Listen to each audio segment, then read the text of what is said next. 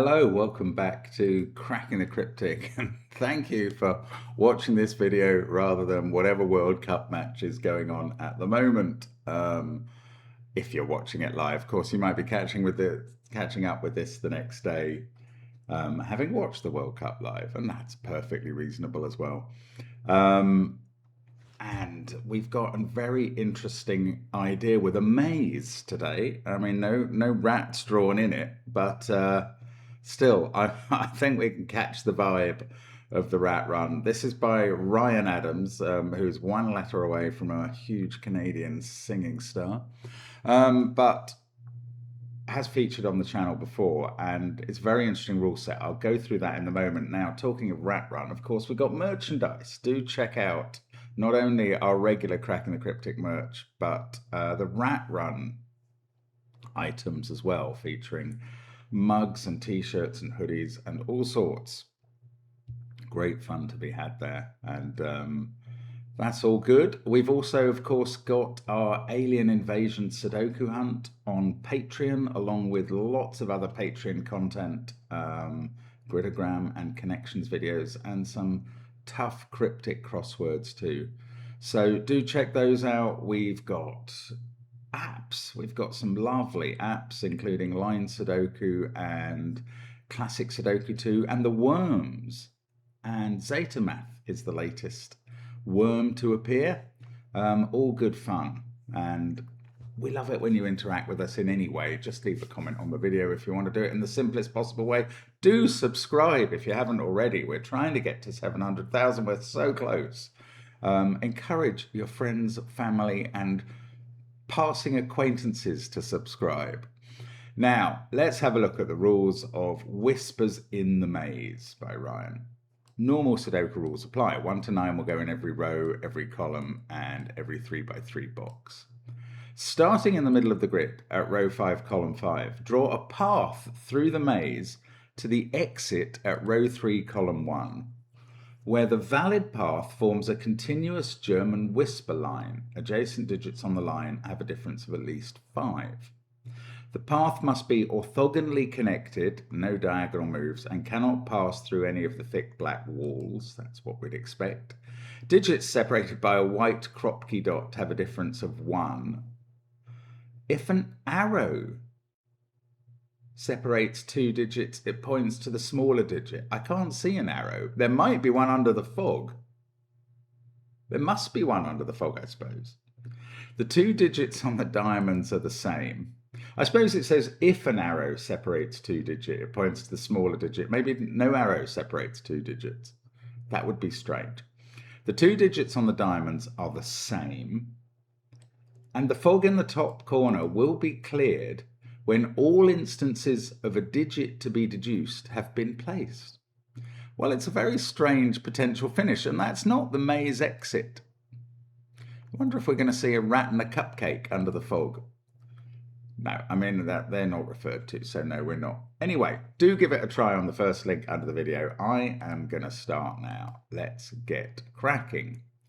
So, the path definitely begins in the center. It only moves orthogonally. I think we need a green line to depict the path, don't we? So it's going to go that way. Then when it gets out of this box, it's going to be going this way. Then it's going to pass through box 4 and box 7, and it's going to exit through the gift shop. When it gets into box 8, it's going to come this way. Then it's got a choice, but then it must come round here. Then it has a choice, and finally the choice takes it through different boxes at this point. However, I can only then move on to the finish and paint in that bit of the path, I think.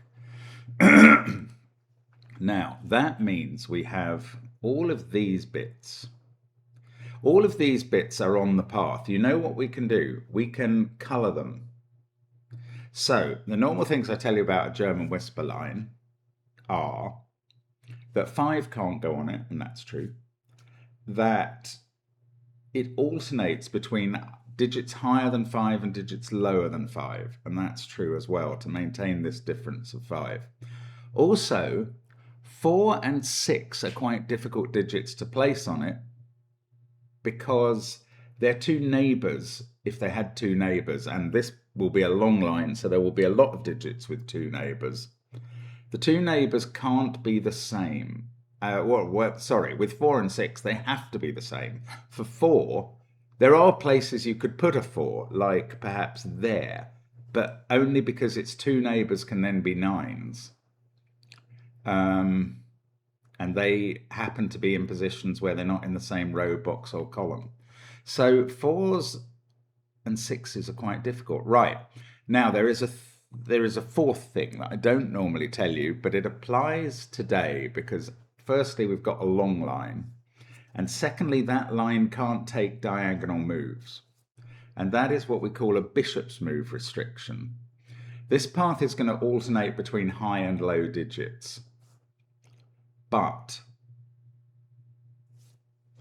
we could checkerboard the whole grid, and what we would find is that the cells that one bishop could move on, the color of those cells, is where all the high digits will be, and the cells the other bishop on the other color could move on would all be the low digits. Because, I mean, let's color the start of this line. If that, let's say pink is high and green is low, obviously the next digit will be high. And you can already start to see the sort of checkerboard forming. Actually, sorry, I could have drawn the line to there, couldn't I? I might have missed other bits of line, but that's one I could have drawn.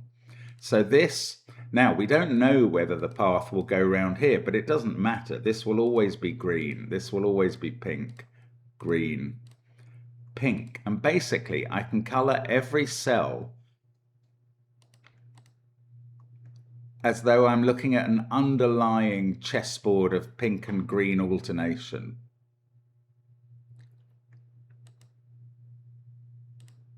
So I'm going to try and do all of these cells that I know the green line goes through, I'm coloring pink. All of these other ones are going to go green.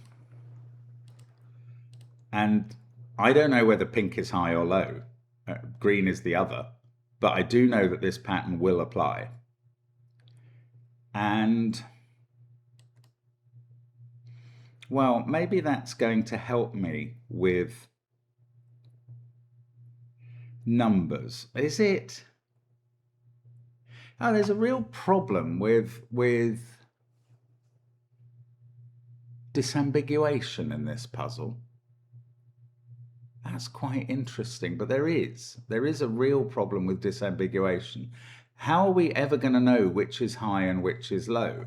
The green line's not going to tell us. The white dot's not going to tell us. It's got to be something under the grey line. I suppose it's going to be that hidden arrow that we were told about. Well, we weren't told there was a hidden arrow. We were told we were allowed to infer there was an arrow. Right, if I was ever going to do a puzzle with placeholder digits, it would be this one, and therefore I am. Because I think the intent that Ryan has is not to reveal which of these is high and which is low until the very end. Right, what are placeholder digits? They are digits you put in on an assumption of something like polarity, highness and lowness, when you are prepared to accept that when you find what the disambiguation is, you might have to change them all to the other type. Now, I'll explain this as we go along. Oh, I've just seen something really good. Right. The path here does not go through these cells. It doesn't go this way, because then it would have to go through these cells. And then every digit in the central box would be on the path. And that's a problem for Mr. 5, which can't be in a German whisper cell. It can't be on the path. It must be in that region, and the path doesn't go there. So the path goes through here. It'll go through that cell and this one. It'll go through this one to get out. and it'll go through this gap into box 2. I mean, we can draw some of that,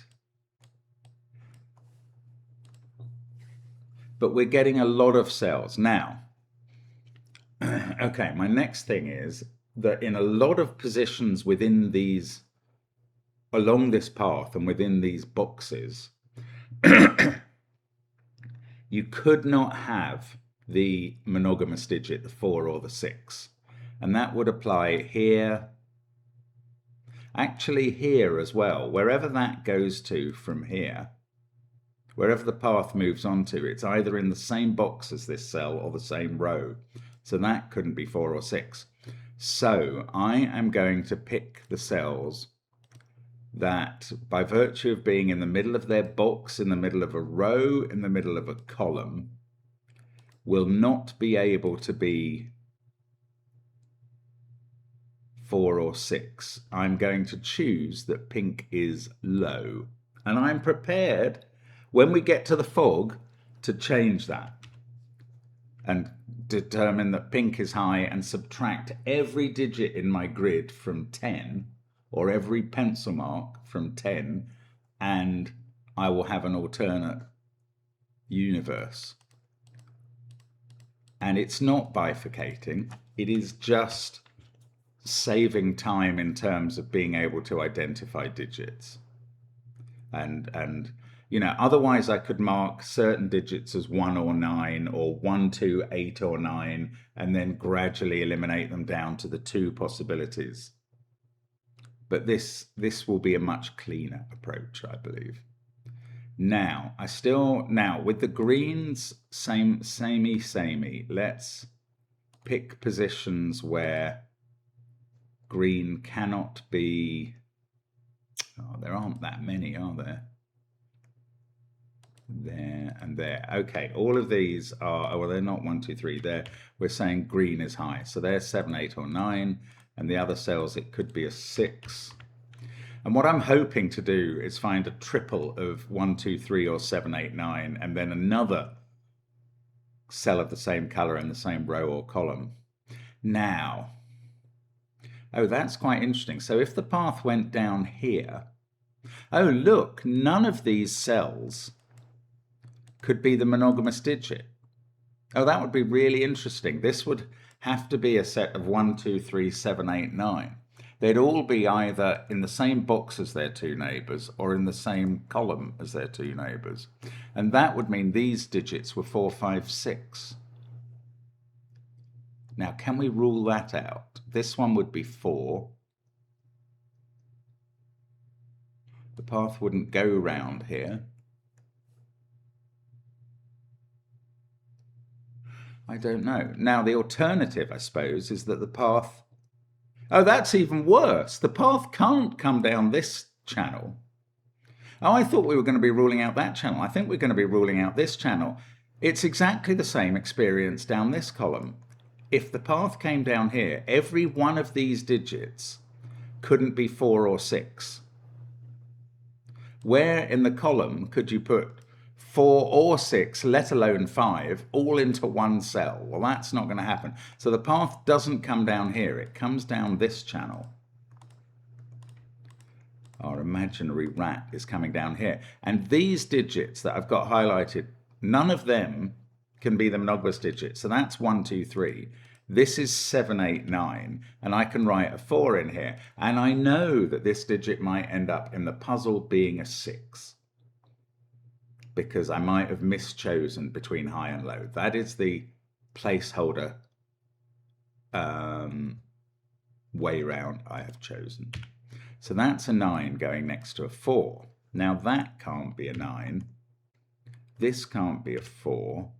Let's just see if we can get, oh, I should draw the line. Yeah, it's interesting because we've got a 7, 8, 9 triple in the box. We've got a 7, 8, 9 triple in the column. That means that digit's the same as that. Now, this digit can't be 9. Does that affect these? Not really. That's interesting. I like it. I like this puzzle. Look at this. 7, 8, 9 triple in row 6. That digit is a 6. Might end up being a 4. I know that. Right, that gives us a 1. This can't be 6. These 1s are going to take 1 out of quite a lot of cells. And say that 1 is in one of those two. This is the sort of thing that would be very hard to observe if you weren't using placeholders. Now, where else have we got something good going on? The only way this is a 6 is if that's a 1 and the path goes here into a 1. I don't know. I feel like that doesn't happen. Ah, look, there's a 7, 8, 9 triple in row 4 that is stopping this path going to that cell, because that cell can't be a 6. That would have to, if that was green, it would have to be 7, 8, 9, and that's impossible. So it goes here, and that's 7, 8, 9. And maybe I should be able to tell how it connects up through that cell or that cell, but I can't. But I've got a triple now in the box.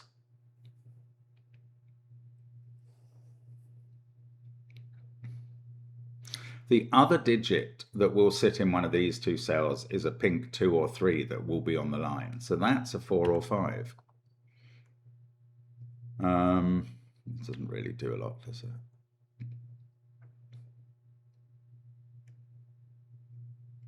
Yeah, come on, let's keep looking. That can't be 1 by Sudoku anymore. So there's a 1 in one of those two cells in this 1, 2, 3 triple, and that can't be 1.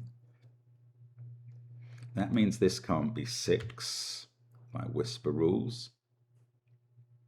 We're going to need a 7, 8, or 9. Oh, well, if we went round this way, what would this cell be? It's possible, actually.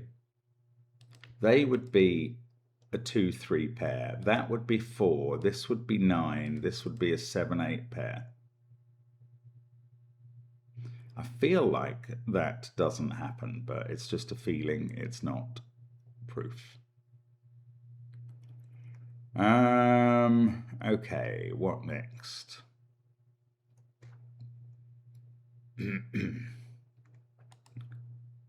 This digit can be a 4.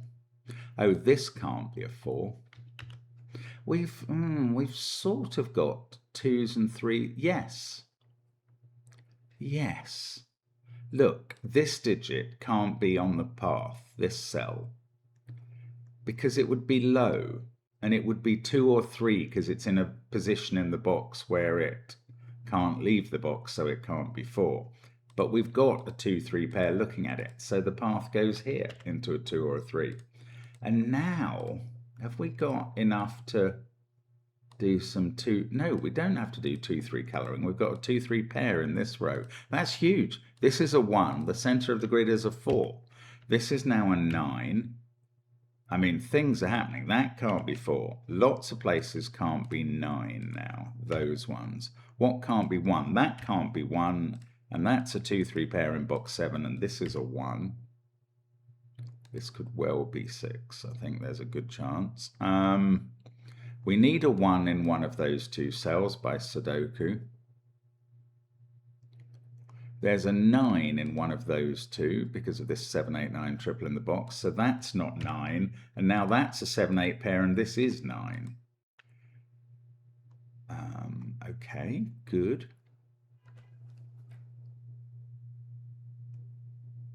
There's got to be a 4 in one of these two cells in the row. It's quite hard to remember to use the boxes in a puzzle with this much black, thick wall line marking.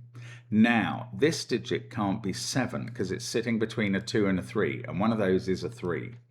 And that can't connect to 7 on a whisper. So 7's in one of those two cells and not here. Anywhere else? Yes, here. Look, that's sitting between a 2 and a 3. So that's an 8. And that's 7. And this is unwinding stuff again. That's 8, 9, 7. 7 must be sitting between 1 and 2 in the box. And that digit is not 2. That hasn't revealed this. This is not 9. 7. This can't be 7 or 9. This is 8. That's not 4, therefore. Now that's a 2, 3 pair. And now we can't go round this way because this cell would be low and there's nothing left for it to be. 4 won't work there. So we can connect up the line through here. We can color this cell green. We can say that it's 7 or 9, but we know it's not 9. So that's a helpful 7, gives us a 2 on the line. That's a 3. That sorts out 3, 2, 3, 2. This is a 4, 5 pair. That 8 is looking across here. That's been available for a while. This can't be 8. So it's very low. This is 6 for a high digit. That's quite low. This cannot continue here because the digit it would need to hit would be a 2. And we've had a 2, 3 in the box. So that continues to this cell. And I think we probably know what that cell is because it sees a 2. So that cell must be a 1. And this is now 3, and this can't be 7. It's gorgeous, this puzzle. It's so neat.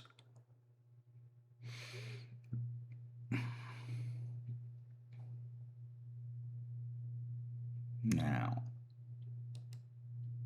what else have we got? This pair sees 1, 4, 2, 9, 3 in the row, 7, 8 in the box. That's a 5, 6 pair. This is a 4, 3 pair. That determines this is 2. I cannot tell you how much quicker this is going because of the decision to use placeholders. If we hadn't done that, it would be very, very slow progress with lots of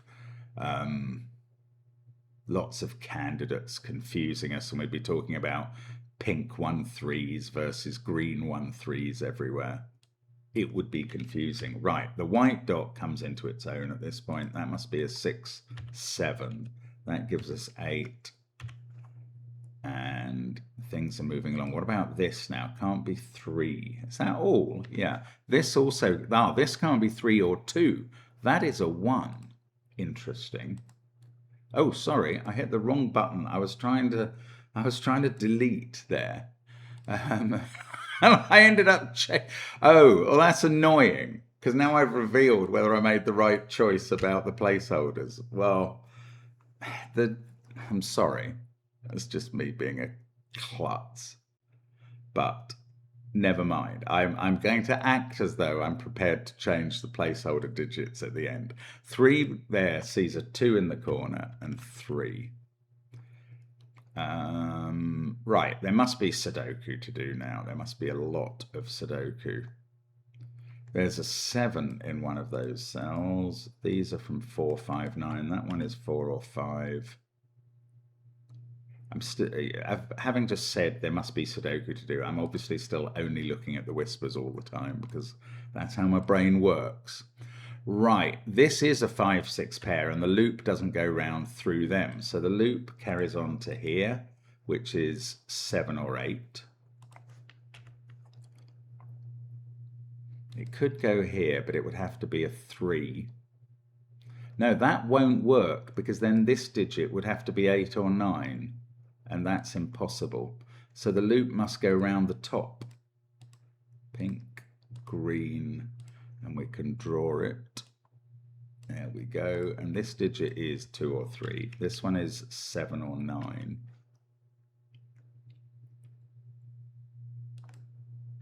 And we've got to we've got to connect up in this box, either with, we're connecting to a 3, so it's either a 9 here or an 8 here. And the diamond is going to tell us that diamond can't be a 9 because that diamond can't be a 9. So we must connect through an 8 here. That means this digit is not 8. In fact, 3 has to connect to a 9 and it can't go north, so it must go west.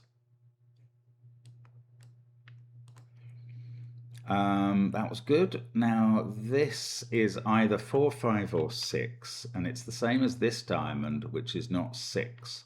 So it's 4 or 5.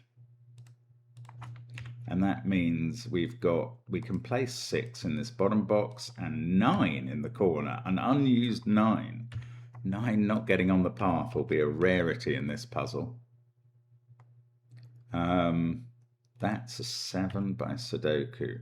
This one we know by Sudoku, it's a 6. These are 1 and either 4 or 5. 6, 7, 5, 3, 8. This digit is a naked single 1. It sees 4982 in the row, 6753 in the column. That's all the Sudoku digits apart from 1. So diamond gets a 4. That sorts out. So the last 3 columns are complete, including the path through them. 7 is looking at that cell. 1 is looking at that one. We need a 3 in box 2 somewhere. No idea if it's on the path yet. 5, 6, 4, 1, 9. That digit is 3 or 7. One of these is definitely a 7. I don't know. We've got a 4 and a 7 still to place in row 8. There we go. That 7 is not available to be the next cell on the path from the 3. So the 3 must go to a 9 here. I was wondering if we were going to get any instances of extra loops. And we are. I was wondering that originally here, where we didn't go into that loop. But here we've got to, because we've got to go through this. I almost don't understand. Right, the only things that 7 can connect to are 1 and 2. So it must connect to them, and it must be a 1 there, and it's obviously a 2 up here, so the path will connect. And that's going to help us with the Sudoku. We can do 4, 5, 8 pair. I'm sure they're disambiguable at the moment. This is 6, 5 down here. They're not. There's a 2, 4 pair at the top of the column. 6 is looking into the corner. So I think it might be 5s. Oh no, well, oh no, if I've placed all the 5s, I think that fog will clear. Oh, 4 is looking at that cell. I hadn't seen that. 4219. 7 is in one of these two. 8 is in one of these two. 6 is in one of these two. Oh, that's really rather frustrating. I'm going to have to think about the path here. Oh, right, that 2 has to go into this cell, which is a 7 or an 8. It's an 8. Oh, okay, the path will sort it out. Then the 8 is going to have to connect to a 3 and then the 9. So that must be here. It's very obvious when you finally see it. And there, we connect up the path. Is the path now complete everywhere? Yes. That is the full path. And now we do the full Sudoku. 2, 3. We still haven't cleared the fog, obviously. 7, 6. 5, that's not the last 5, nor's this. 5, 6. 3, 4 can be done. Now, that is an 8. I don't think that's going to clear the fog, but we'll see. No, 5, 8 here, 6 here, and I think this 5 will clear the fog. Actually, it's going to reveal that we've done a correct solution, but it's also going to reveal what's under the fog in the corner. And it must be 5s now that are the digit to clear. There we go. So 8. There was one of those arrows under the fog showing that that digit was 8. If we'd chosen the other placeholder arrangement, we'd have come to a 2 in that cell, and this would have been wrong. And I'd now have to go through the rigmarole of changing all the 2s to 8s, all the 1s to 9s, all the 3s to 7s, etc. But luckily I chose correctly, which I accidentally proved halfway through the solve. That's a nice puzzle. There's nothing wrong with that. It's a nice little maze puzzle. Why little? It's a nice big maze puzzle. There's a huge German whisper path through it, and it's very clever. And there are some lovely deductions, like that 5 in this box prevents the path going that way. And it's very well put together by Ryan. Great fun. Thank you so much for watching us on the channel. I hope you enjoyed that one. I really did. Very interesting. I'm a little ambivalent about placeholder puzzles, but I think that one was almost very deliberately set up to be a placeholder puzzle. But there we go. That is um, that is Whispers in the Maze, and a most enjoyable time. See you again tomorrow. Do join us then. Don't worry about that football. You can watch that on catch up instead of us. We'll see you then. Bye for now.